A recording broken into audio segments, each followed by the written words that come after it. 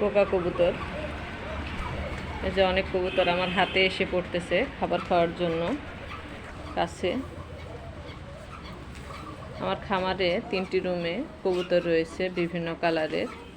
এখানে লাল কোকা, আর লাল কোকায় অধিক পরিমাণে বিক্রি হয়। দেশি লাল কোকা এবং শালিক বিভিন্ন কালারের কোকা কবুতর রয়েছে। এখন আমি আরেকটি রুমে যাব, সেই রুমেও খাবার দিব।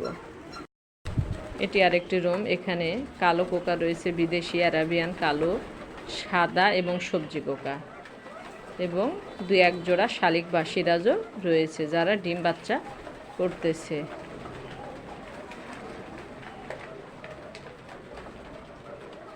এখানে আর অন্য রুমে গিরিবাজ কবুতর রয়েছে। আপনারা যদি কেউ এই সাদা কোকা, কালো, সবজি এবং শালিক বা সিরাজ নিতে চান তাহলে অবশ্যই স্ক্রিনে দেওয়া নাম্বারে যোগাযোগ করবেন। তাহলে আমরা সুস্থ সবল ভালো জাতের ভালো মানের এই বাসিরাজ কবুতরগুলো, এগুলো সব বিদেশি অ্যারাবিয়ান কোকা, আর বাহিরে রয়েছে দেশি কোকা আপনাদেরকে দিতে পারবো।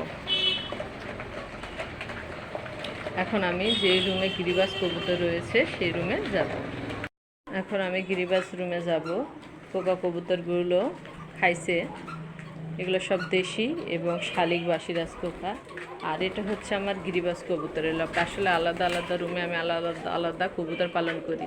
এটা দেশি কোকা, ওই পাশে হচ্ছে বিদেশি কোকা, আর এখানে রয়েছে গিরিবাজ কবুতরগুলো।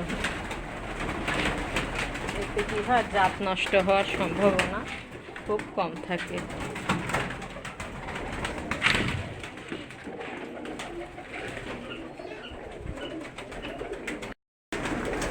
এই যে গিরিবাজ কবুতরগুলো সব উপর থেকে নিচে নামছে খাবার খাওয়ার জন্য। এটাই হচ্ছে 2তলা পুরো বিল্ডিংটায় আমার কবুতর রয়েছে। আগে অনেক কবুতর ছিল, 500 জোড়া কবুতর ছিল। এখন মোটামুটি 150 জোড়ার মতন কবুতর রয়েছে।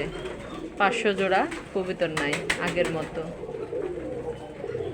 এখন অল্প পরিসরেই কবুতর পালন করতেছি, তাও মোটামুটি 150 জোড়া কবুতর রয়েছে।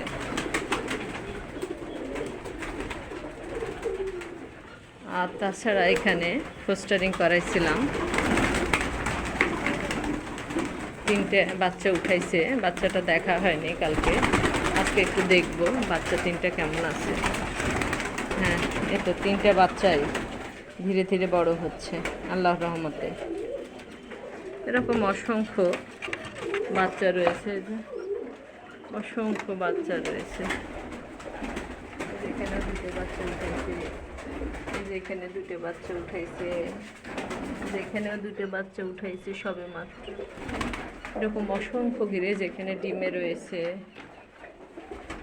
যেখানে বাচ্চা রয়েছে, এরকম অসংখ্য, এখানে ডিম পারছে, এরকম অসংখ্য কবুতর রয়েছে।